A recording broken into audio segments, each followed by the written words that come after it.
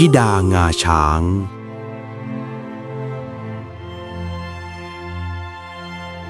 การเวลาล่วงผ่านไปนานนับหลายสิบปีผืนป่าที่เคยอุดมสมบูรณ์เริ่มเปลี่ยนไปเสียงขวาน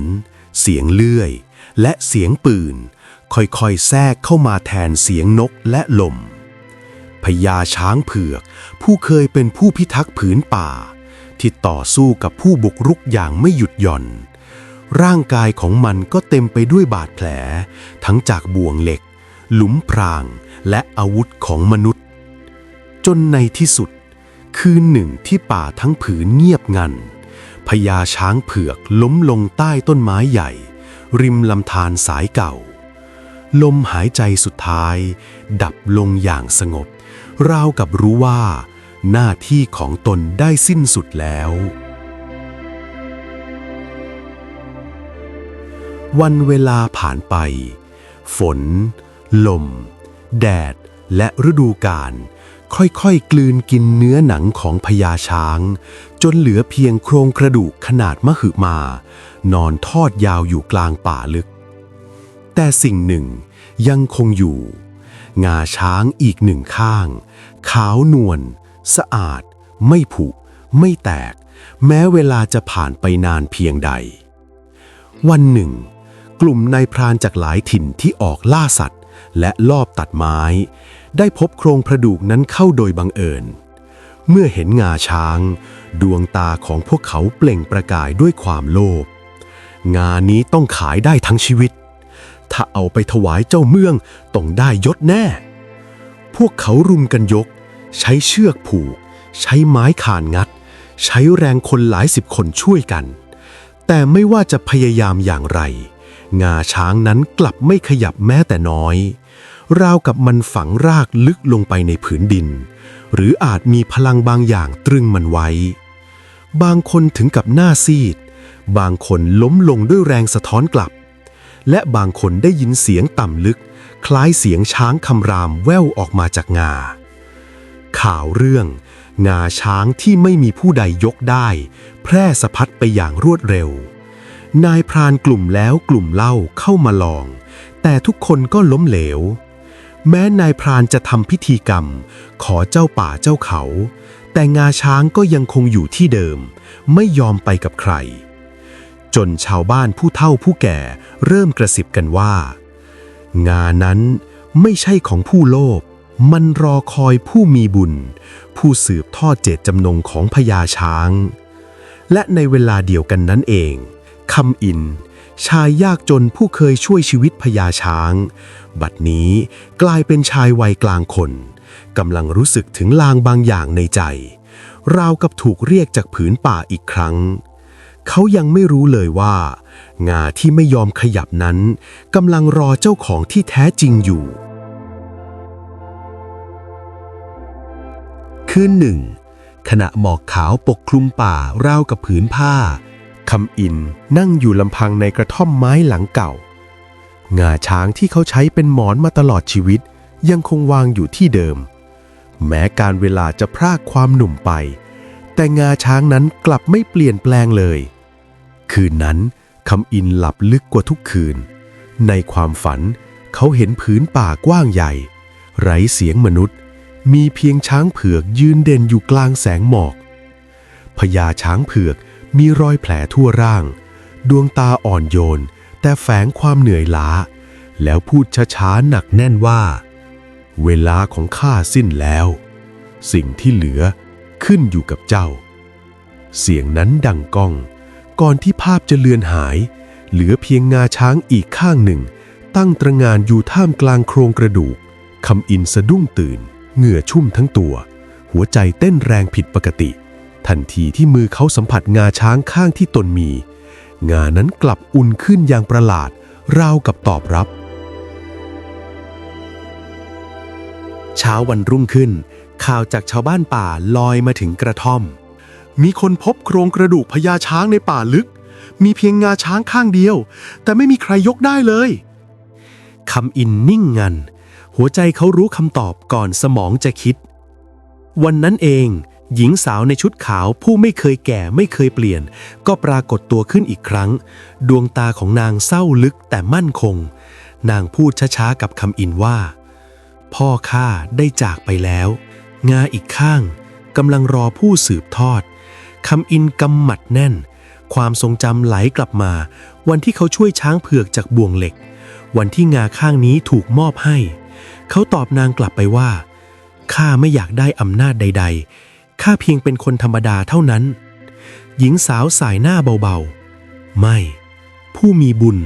มักไม่ปรารถนาอำนาจนั่นแหละคือเหตุผลที่ท่านถูกเลือกนางเอื้อมมือแตะงาช้างที่เขาถือแสงขาวอ่อนส่องวาบงาข้างนี้คือพันธะงาอีกข้างคือที่สถิตของข้าในขณะเดียวกันในป่าลึกในพรานหลายกลุ่มเริ่มรวมตัวทุกคนต่างหมายครอบครองงาช้างศักดิ์สิทธิ์ในตำนานคำอินรู้ดีว่าถ้าเขาก้าวเข้าไปในป่านั้นจะไม่มีวันหวนกลับมาเป็นคนธรรมดาได้อีกแต่หากเขาไม่ไปผืนป่าจะสูญสิ้นผู้ปกป้องไปตลอดกาลยามเช้าหมอกหนาปกคลุมผืนป่าราวกับม่านสวรรค์โครงกระดูกพญาช้างเผือกนอนทอดยาว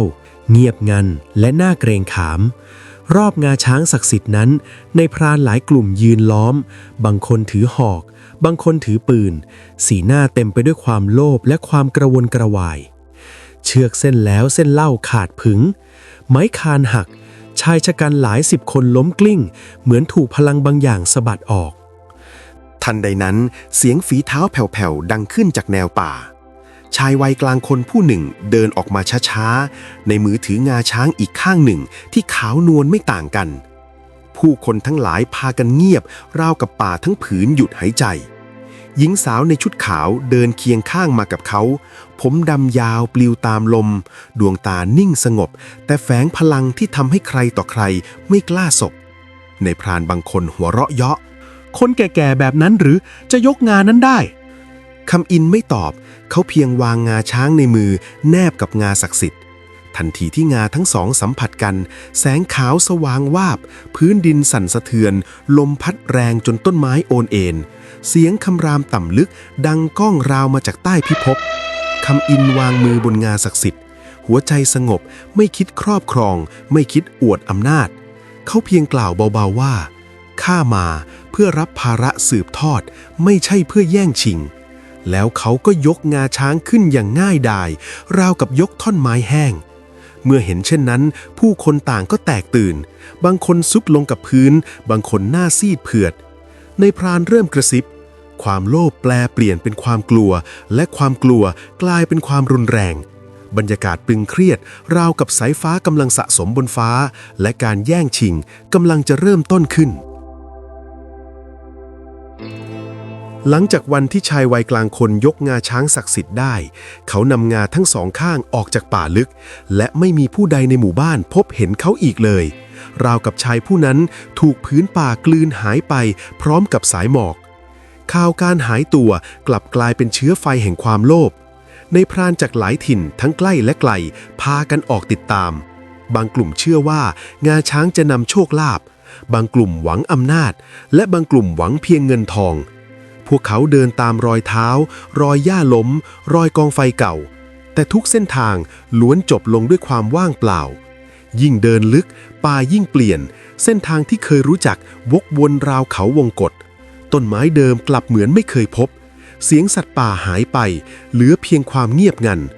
บางกลุ่มหลงป่าเป็นวันทั้งที่เดินเพียงไม่กี่ชั่วยามบางกลุ่มพบรอยช้างขนาดใหญ่แต่เมื่อเดินตามรอยนั้นกลับหายไปในพริบตามีในพรานผู้หนึ่งเล่าว่า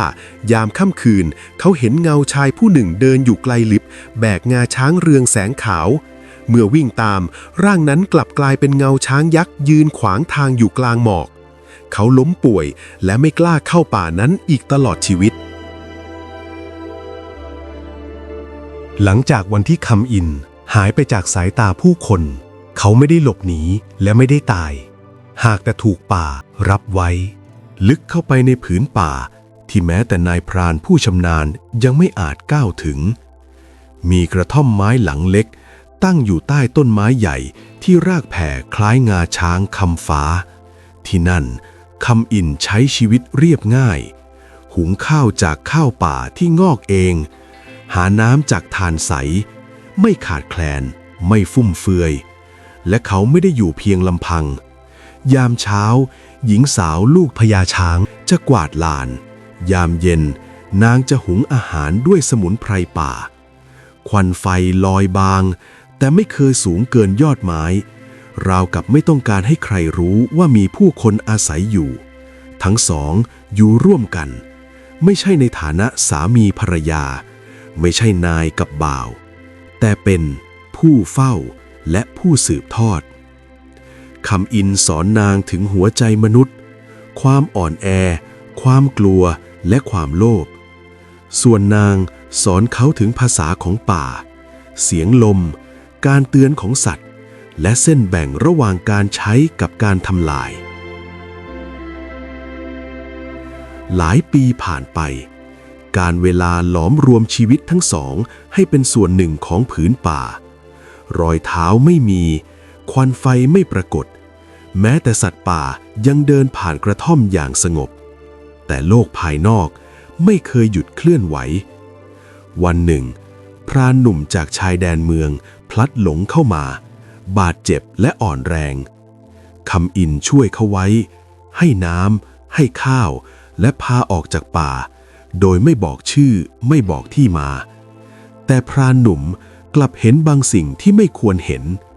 เขาเห็นหญิงสาวยืนอยู่ใต้แสงจันทร์เงาของนางทอดยาวคล้ายงาช้างขนาดใหญ่ชั่วขณะหนึ่งเมื่อกลับถึงเมืองเรื่องเล่าก็เริ่มแพร่มีคนพูดเสียงดังก้องว่ากลางป่าลึกมีหญิงสาวกับชายผู้หนึ่งอยู่ร่วมกับงาช้างเรืองแสงผู้ใดได้ครอบครองจะได้โชคลาภมหาศาลคำเล่าบิดเบือนถูกเติมแต่งจากตำนานกลายเป็นข่าวลือไม่นานข่าวนั้นก็ลอยไปถึงหูเจ้าเมืองเมื่อเจ้าเมืองได้ฟังดวงตาเป็นประกายไม่ใช่ด้วยความสงสัยแต่ด้วยความอยากครอบครองพูดขึ้นเสียงหนักว่างาช้างศักดิ์สิทธิ์หากเป็นจริงมันต้องเป็นของเมืองคำสั่งถูกส่งลงมาอย่างเงียบงันและในคืนเดียวกันนั้นหญิงสาวหันมามองชายผู้สืบทอดสีหน้าหนักแน่นกว่าครั้งใดนางพูดช้าๆว่าความสงบกำลังจะสิ้นสุดลมป่าพัดแรงสัตว์พากันเงียบเสียงเงาของต้นไม้เริ่มยาวผิดปกติผืนป่ารับรู้แล้วว่ามนุษย์กำลังจะกลับมาพร้อมความโลภอีกครั้งและการแย่งชิงได้เริ่มต้นอย่างแท้จริงแล้วหลังจากคืนนั้นความสงบในผืนป่าไม่เหมือนเดิมอีกต่อไปนกที่เคยร้องยามเช้าเงียบเสียงสัตว์ป่าหลบลึกลมพัดย้อนทิศหญิงสาวยืนฟังพื้นดินฝ่ามือแนบกับรากไม้ใหญ่ดวงตาหม่นลงนางพูดกระซิบว่ามีคนกำลังมาไม่ใช่เพียงคนหลงทางอีกแล้วคำอินพยักหน้าเขาเองก็รู้สึกได้แม้ไม่อาจอธิบาย3 วันถัดมารอยเท้ามนุษย์ปรากฏไม่ใช่รอยเดียวแต่เป็นระเบียบเป็นแถวกองทหารของเจ้าเมืองไม่มากแต่เลือกมาเฉพาะผู้ชำนาญป่าพร้อมคำสั่งสั้นๆค้นหายึดงาช้างจับตัวผู้ครอบครองหากขัดขืนให้จัดการพวกเขาไม่ได้เข้ามาด้วยเสียงโห่ร้องแต่เข้ามาด้วยความเงียบเหมือนนักล่ากระท่อมยังคงสงบควันไฟบางเบาราวกับไม่รับรู้สิ่งใดจนกระทั่งทหารหน่วยหน้าพบรอยขี้เถ้าเก่าและรอยไม้ที่ถูกสับอย่างประณีตมีคนอยู่ที่นี่จริงข่าวถูกส่งกลับไปยังเมืองเจ้าเมืองยิ้มรอยยิ้มของผู้มั่นใจว่าสิ่งที่ตามหากำลังจะเป็นของตนในเวลาเดียวกันข่าวแพร่กระจายไปไกลกว่าที่คิดนายพรานกลุ่มเก่าผู้เคยล้มเหลวผู้เคยตามหาเริ่มกลับมาแต่คราวนี้พวกเขาไม่ได้มาคนเดียวงาช้างไม่ได้เป็นเพียงของศักดิ์สิทธิ์แต่มันคืออำนาจผู้ครอบครองย่อมเหนือผู้อื่น คำพูดเหล่านั้นค่อยๆแทรกซึมแม้แต่ในหมู่ทหารคืนหนึ่งคำอินนั่งรับมีดไม่ใช่เพื่อสู้แต่เพื่อเตรียมใจหญิงสาวยืนมองงาช้างที่สะท้อนบนผนังกระท่อมจากแสงไฟครั้งนี้ข้าไม่อาจหลบอีกแล้วงาช้างเลือกท่านแต่ผลกรรมต้องแสดงต่อหน้ามนุษย์คำอินมองนางสายตาอ่อนโยนแล้วพูดตอบว่าหากต้องสูญเสียข้าก็ยอมแต่ขออย่าให้ป่าต้องถูกทำลายอีกหญิงสาวหลับตาน้ำตาหยดหนึ่งตกลงบนพื้นดินและถูกซึมกลืนในทันทีไกลออกไปเสียงกลองดังแผ่วๆแม้ยังไม่อาจได้ยินด้วยหูแต่ผืนป่าได้ยินแล้วการแย่งชิงไม่ได้เริ่มจากงาช้างแต่เริ่มจากหัวใจของมนุษย์ผู้โลภและครั้งนี้ไม่มีใครจะหลีกหนีผลกรรมได้อีกรุ่งเช้าหมอกหนาทึบปกคลุมผืนป่าหนาแน่นผิดปกติราวกับป่าต้องการซ่อนบางสิ่งกระท่อมไม้ยังคงเงียบคำอินนั่งสมาธิหน้าประตูงาช้างศักดิ์สิทธิ์วางอยู่ข้างกายไม่ส่องแสงแต่ให้ความรู้สึกหนักแน่นหญิงสาวยืนอยู่ใต้ต้นไม้ใหญ่ดวงตาจับจ้องทิศทางลมพวกเขามาแล้ว3 ทาง3 เจตนาไม่นานนักกลุ่มแรกปรากฏในพรานป่าหลายคนใบหน้าเต็มไปด้วยรอยแผลและความแค้นหัวหน้าพวกมันพูดเสียงดังว่าส่งงามาพวกข้าเสียสหายไปมากเพราะมันเสียงตะโกนเต็มไปด้วยโทสะยังไม่ทันสิ้นเสียงโลหะกระทบกันดังขึ้นกลุ่มที่2ทหารของเจ้าเมืองเข้าล้อมพื้นที่อย่างเป็นระเบียบหัวหน้าหน่วยก้าวออกมาพูดขึ้นว่าตามคำสั่งเจ้าเมืองงาช้างต้องส่งมอบเพื่อความสงบของบ้านเมืองแต่ความสงบที่ว่านั้นกลับแฝงด้วยคมดาบและแล้วกลุ่มสุดท้ายก็ปรากฏขึ้นอย่างเงียบเชียบชายชาวบ้านไม่กี่คนที่เคยดูหมิ่นคำอินแต่วันนี้สายตาเต็มไปด้วยความหวังเราขอแบ่งเพียงเศษงาก็ยังดีเราจะไม่ลืมบุญคุณ3 ฝ่ายยืนประจันหน้าท่ามกลางหมอกคำอินลุกขึ้นเสียงนิ่งแต่หนักแน่นงานี้ไม่ใช่ของข้าและไม่ใช่ของพวกเจ้ามันเป็นของป่าและของผู้ที่รักษาป่าเท่านั้นคำพูดเขาทำให้ความอดทนแตกสลายในพรานชักมีดทหารง้างหน้าไม้ชาวบ้านถอยหลังด้วยความกลัวทันใดนั้นพื้นดินสั่นเบาหญิงสาวก้าวออกมายืนระหว่างทุกฝ่ายแล้วพูดขึ้นว่าที่นี่คือทาง3 แพร่งแห่งกรรมผู้ใดก้าวต่อจะไม่อาจเลือกผลลัพธ์ได้อีกเงาช้างขนาดใหญ่ค่อยๆปรากฏในหมอกไม่คำรามแต่ยืนสงบบางคนสุดเข่าบางคนสั่นเทาแต่บางคนยังไม่ยอมถอยหัวหน้าในพรานตะโกนอย่าหลงกลมันก็แค่กลอุบายเขาพุ่งเข้ามามือเอื้อมคว้างาช้างในวินาทีนั้นเองหมอกพุ่งสูงราวกับกำแพงเสียงช้างคำรามดังสะท้อนพื้นป่าตอบสนองการทดสอบได้เริ่มขึ้นแล้วทันทีที่มือของนายพรานแตะต้องงาช้างศักดิ์สิทธิ์พื้นดินก็สะเทือนรุนแรงรากไม้ขนาดใหญ่พุ่งขึ้นจากพื้นดินรัดข้อมือและข้อเท้าเขาไว้แน่นงาช้างหนักอึ้งราวกับกลายเป็นภูผาเขาร้องโหยหวนไม่ใช่ด้วยความเจ็บ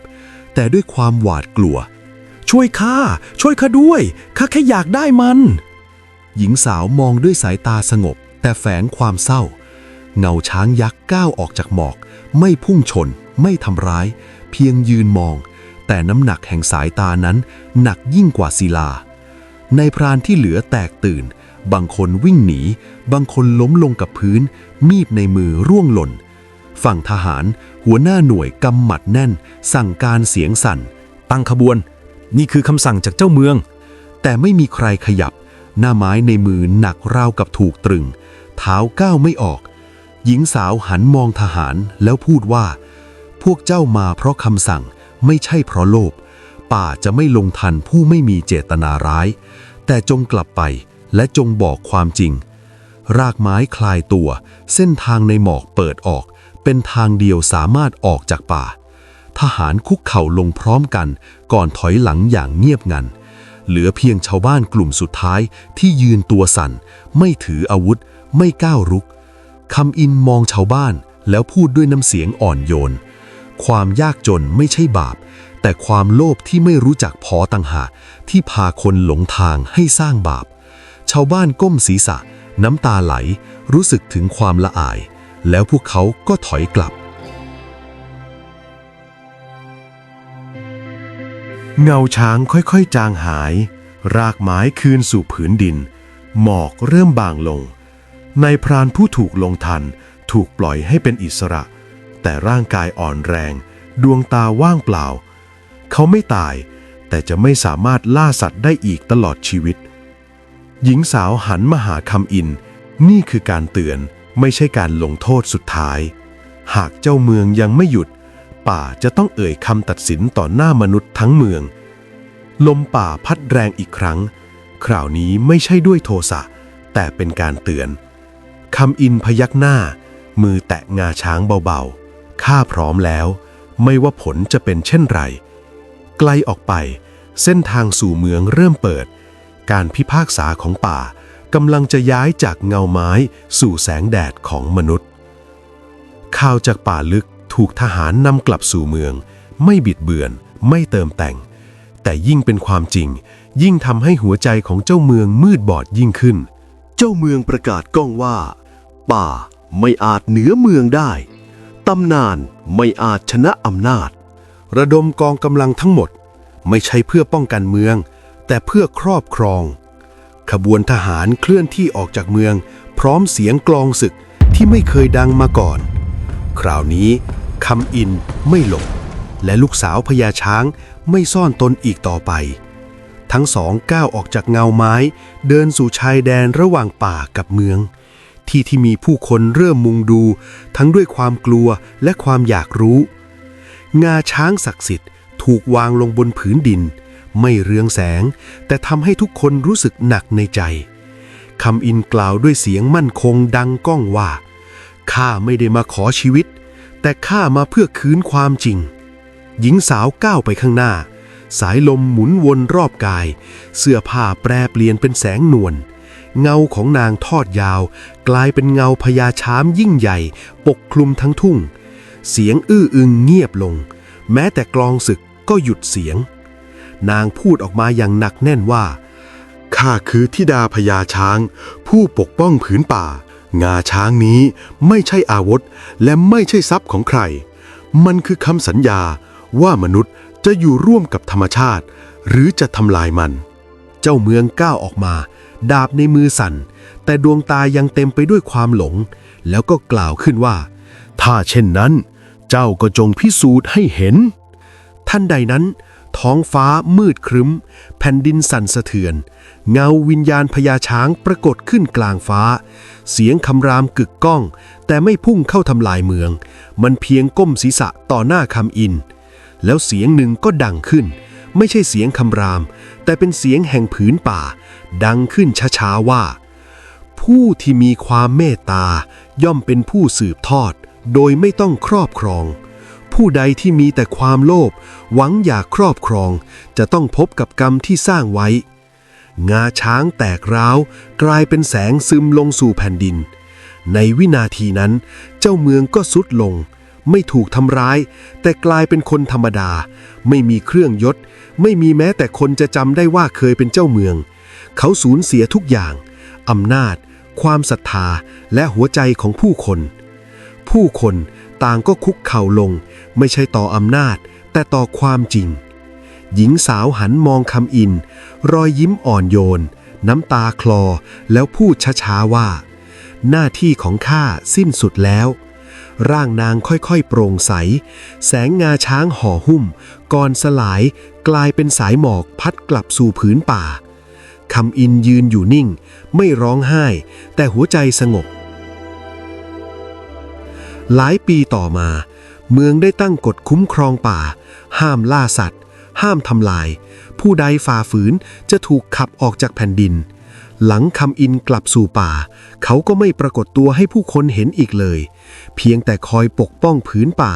และช่วยสัตว์อย่างเงียบๆต่อมาตำนานจึงถูกกล่าวขานว่าหากผู้ใดเดินป่าด้วยใจบริสุทธิ์จะเห็นเงาช้างใหญ่ยืนเฝ้าและมีหญิงสาวยืนใต้ต้นไม้ใหญ่เพื่อเตือนมนุษย์ว่าอำนาจสิ้นได้แต่กรรมไม่เคยหายและความเมตตาคือมรดกเดียวที่แย่งชิงไม่ได้